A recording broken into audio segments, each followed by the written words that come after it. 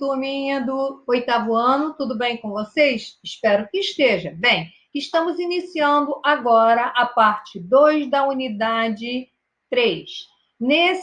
Nessa parte, nós estamos vendo o processo de independência, como vai se dar isso até a independência do Brasil.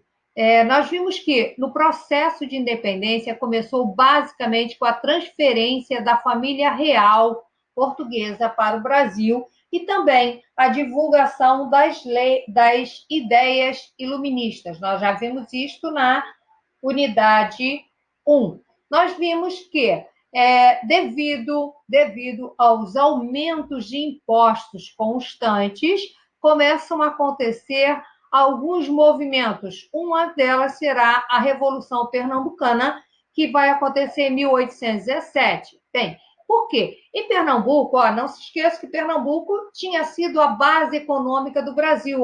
Açúcar, tá? Açúcar, algodão, tabaco, tá? Isso era a base da economia, tá? Durante muito tempo. Então, os pernambucanos, eles começam a se ressentir dos aumentos constantes de impostos. Além do mais, aconteceu uma grande seca em 1816, que destruiu a agricultura pernambucana. Para piorar a situação, ainda tinha a concorrência do açúcar antiliano. Lembram que quando os holandeses foram embora, foram plantar açúcar nas Antilhas? Pois bem. E aí, para piorar ainda a situação dos caras, havia também a concorrência com o algodão dos Estados Unidos. Portanto, os pernambucanos estavam literalmente numa situação extremamente complicada. Bem, por quê? O que eles queriam? Eles queriam proclamar uma república. Por que isso? Numa república, quem vai mandar serão pessoas escolhidas dentro da comunidade, tá? Então, os revoltosos conseguiram tomar o poder e constituir um governo provisório. Só que foi bem rapidinho, tá? Que acabou com alguns impostos e elaborou uma Constituição. Essa Constituição dava liberdade religiosa, liberdade de imprensa, bem como igualdade para todos, entre aspas, todos os não escravos, porque a escravidão, segundo a Revolução Pernambucana, deveria ser mantida. Assim que Dom João tomou conhecimento da revolta, simplesmente contratou tropas e enviou para a região armas, navios, e todos os rebeldes foram derrotados, presos, e os líderes condenados à morte. Bem, cerrou a Revolução Pernambucana. Só que neste momento acontece uma outra revolução, só que do outro lado do Atlântico, a Revolução Liberal do Porto. Em Portugal, estoura uma revolução que exige basicamente o quê? A volta da família real para Portugal. Eles não aceitavam ser um reino sem rei, tá? Então, eles exigem que Dom João volte com toda a família para Portugal. Eles elaboraram uma Constituição liberal, isso quer dizer o governo agora é constitucional, Dom João não vai ser mais um monarca absoluto, e com isso a situação fica extremamente tensa. Dom João não pretende voltar para Portugal, porque ele não quer limitação dos seus poderes, mas as cortes exigem a presença da família real, ameaçando se a família não voltar, imediatamente eles tomam o poder e aí Dom João perde Portugal. Por isso, ele não tem outra saída a não ser deixar o seu filho no Brasil, o seu filho que tinha, na época, 20 anos de idade, Dom Pedro, que fica na condição de príncipe regente.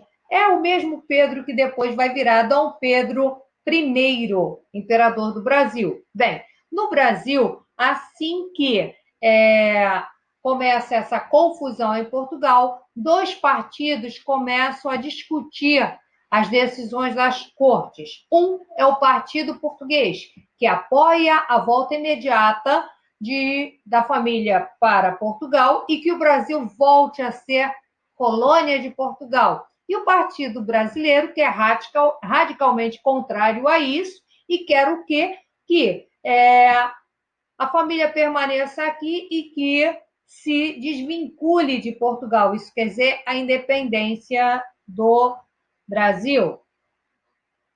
Só que a família real não tem como não obedecer isso e acaba voltando e ficando no Brasil o príncipe regente Dom Pedro, que na época já estava casado com a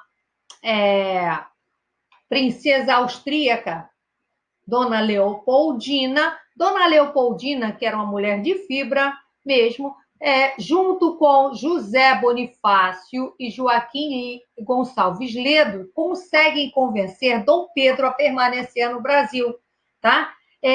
Vejam bem, por que isso? Porque se Dom Pedro voltasse para Portugal, o Brasil voltava a ser uma colônia de Portugal, tá? E isso os brasileiros não queriam de maneira nenhuma. E por isso começa uma pressão até que Dom Pedro resolve, a 9 de janeiro de 1822, Dom Pedro resolve ficar no Brasil e isso fica conhecido como o Dia do Fico. Bem, esse vai ser o primeiro passo para a independência do Brasil. Muitos brasileiros queriam a independência do Brasil, mas desejavam que o Brasil se tornasse uma república, tá? Só que a independência do Brasil será feita basicamente por um monarca, o príncipe regente, e o Brasil passa a ser uma monarquia, um império de um imperador português. Vejam que a coisa começa tudo errado, tá? E começa esta monarquia que começa no Brasil por um príncipe português com o apoio dos proprietários rurais do Rio de Janeiro. Pergunto, será que alguma coisa vai mudar? Lógico que não. Lógico que eles não queriam grandes mudanças. Então, o que eles desejavam, na realidade, era continuar controlando o poder, impedir que as províncias, que são os atuais estados de hoje, se dividissem, o Brasil ficasse fracionado como a América Latina, e, por isso, começa uma pressão em cima de Dom Pedro para que ele rompa com as cortes portuguesas e proclame a independência do Brasil, que vai acontecer a 7 de setembro de 1822. Foi isso, mais ou menos, tá, gente? Essa data ficou... definiu-se isso, mas ninguém garante que seja real. Mas passou a ser, tá? Bem, moçada, faça os exercícios das páginas 492, 497. Na próxima videoaula, terminaremos isso com a independência do Brasil e todo o processo. Beijos!